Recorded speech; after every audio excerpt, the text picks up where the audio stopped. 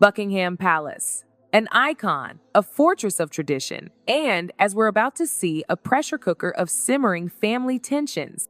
On one side, you have Prince William, the future king, a man forged in the crucible of duty, acutely aware that every action reflects on the crown. On the other, Queen Camilla, the woman who defied public opinion to find her place in the royal family, fiercely protective of her own, especially her grandchildren. What happens when these two powerful figures clash? What happens when a seemingly harmless teenage prank ignites a firestorm that threatens to engulf the entire House of Windsor? It all started with a clock. Not just any clock, mind you. This was a golden timepiece, once owned by Queen Victoria, a symbol of royal discipline and enduring legacy. It sat, gleaming and unguarded it seemed, in a rarely visited storage room within the palace walls. Enter Freddie Parker Bowles, Camilla's 15-year-old grandson, a boy known for his mischievous streak and the unwavering adoration of his grandmother. During a palace tour, Freddie, bored and restless, wandered off the beaten path and stumbled upon the historical storage room. It was a treasure trove of royal artifacts,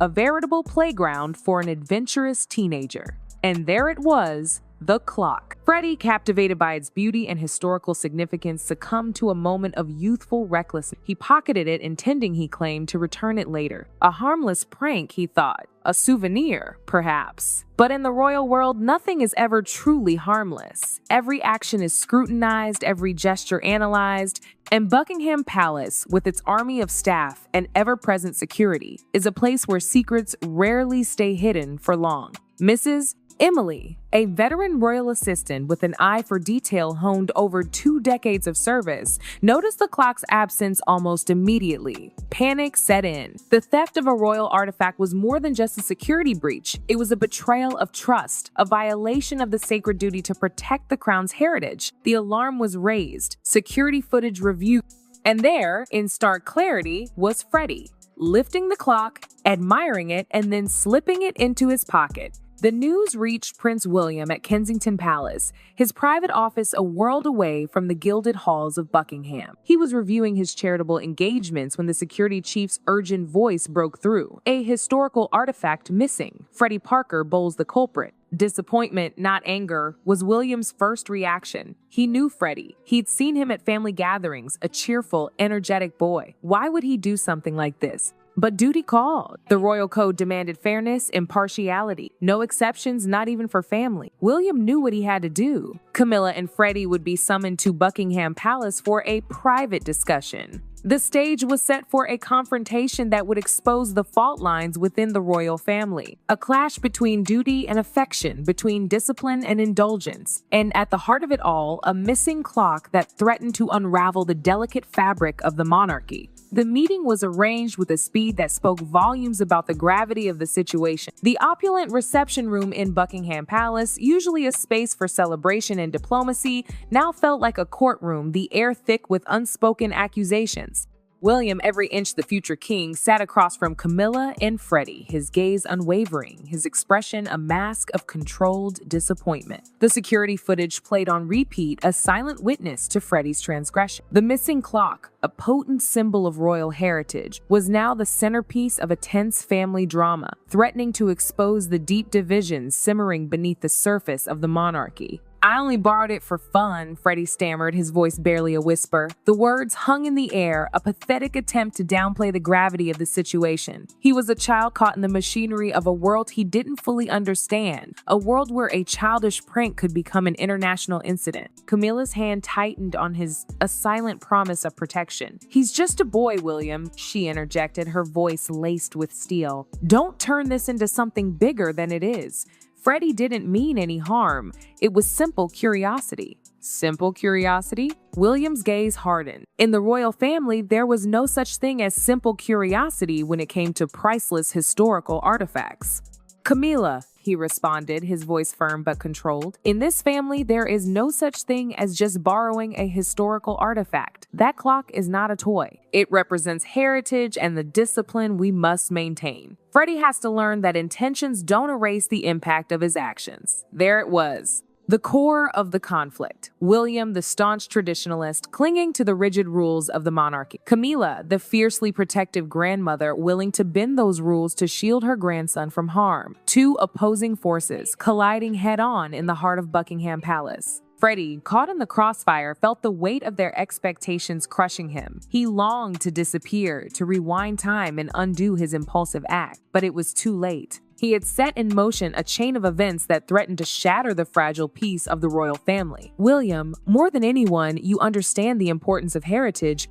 Camilla pressed, her voice rising despite her efforts to restrain it. But punishing a child like this, isn't that the same as damaging his childhood? Freddie apologized. Isn't that enough? Can't you let him learn without scarring him? There was a raw desperation in her voice, a fear that William's rigid adherence to duty would scar Freddie for life. It was a fear rooted in her own experiences with the unforgiving glare of public scrutiny, a scrutiny she was determined to protect her grandson from. William met her gaze without wavering. "Camilla," he said slowly, his tone resolute. "Because Freddie is part of this family, he must understand responsibility. If we excuse this, we send the wrong message, not only to him, but to anyone watching the royal family." His words were sharp, not out of cruelty, but out of conviction. He was defending the values he believed kept the monarchy standing through centuries, values that demanded accountability even from those closest to him. The air thickened, the tension nearly suffocating. Camilla released Freddie's hand, her eyes smoldering with anger. To her, William's response wasn't merely a reprimand.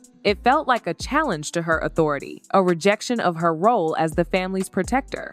"We'll discuss this later," she said coldly, rising to her feet and gesturing for Freddie to follow. The boy rose quietly, shoulders drooping, his heart heavy with regret and fear. William watched them leave, sorrow weighing on him. Hurting Freddie was the last thing he wanted, and clashing with Camilla even less so. But he knew that in the royal sphere, personal emotions could never outweigh duty. As the massive wooden door shut behind them, William remained seated, staring at the photograph on the table. His mind raced with the implications of the day's events. This was only the beginning, he thought, sensing the conflict that loomed ahead. Inside Buckingham Palace, even the smallest misstep could ignite a fire, and this one had all the makings of a larger storm. The decision landed on Camilla like a hammer blow. Freddie barred from royal events, herself restricted from the palace's historical sanctums.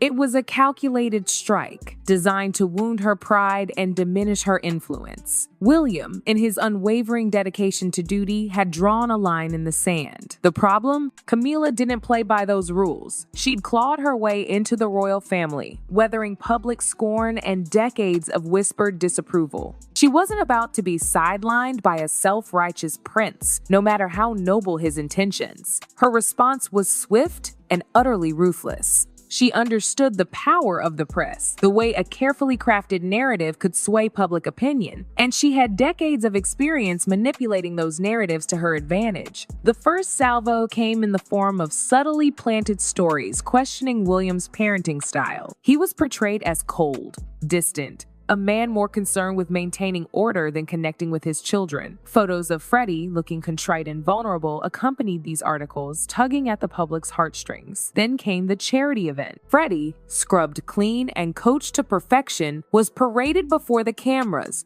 charming children and distributing gifts with an almost saintly demeanor. The message was clear. Freddie was a good kid, deserving of compassion, not punishment. William, watching from the sidelines, he recognized Camilla's handiwork, the carefully orchestrated media campaign designed to undermine his authority and rewrite the narrative. But he refused to engage in a public mudslinging match. It was beneath the dignity of the crown. Instead, he chose a different weapon: cold, hard facts. He quietly compiled a dossier of evidence, meticulously documenting Camilla's media manipulation, her secret meetings with editors, the coordinated release of damaging articles. It was a strategic weapon to be deployed at the opportune moment. That moment came at a grand reception at Buckingham Palace.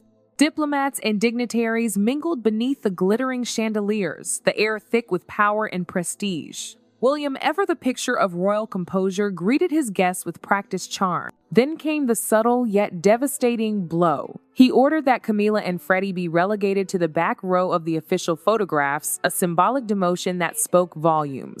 The message was unmistakable. They were out of favor, their standing diminished. The press, always eager for a hint of royal drama, pounced. The headline screamed, "Prince William reinforces royal discipline, Camilla and Freddie sidelined." The public, swayed by the shift in narrative, began to question Camilla's actions. The move was a masterstroke, a public rebuke delivered with impeccable royal decorum. Camilla, humiliated and enraged, could only stand by and watch as her carefully constructed facade crumbled. But Camilla wasn't one to back down easily. She had spent a lifetime fighting for her place in the royal family, and she wasn't about to surrender it now. The battle had only just begun. The crisis escalated. William, armed with his dossier of evidence, confronted his father, King Charles. The king, torn between his loyalty to his son and his love for his wife, was forced to intervene. Camilla was summoned to the king's private office, the atmosphere thick with tension. Charles, his voice heavy with disappointment, accused her of undermining William and damaging the monarchy. Camilla, desperate to salvage the situation, pleaded with her husband, reminding him of their shared history, their unwavering support for each other through years of scandal and adversity. But this time, her pleas fell on deaf ears. The king, recognizing the gravity of the situation, sided with William. Camilla was ordered to cease her media campaign and refrain from interfering in William's efforts to guide the younger generation. The defeat was crushing. Camilla, stripped of her power and influence, retreated to her private quarters, where her carefully constructed composure finally shattered. Fury and fear consumed her, the realization that she was losing control of her destiny. The news of the confrontation spread like wildfire through the palace, further isolating Camilla and strengthening William's position. The battle lines had been drawn, and the royal family was irrevocably fractured.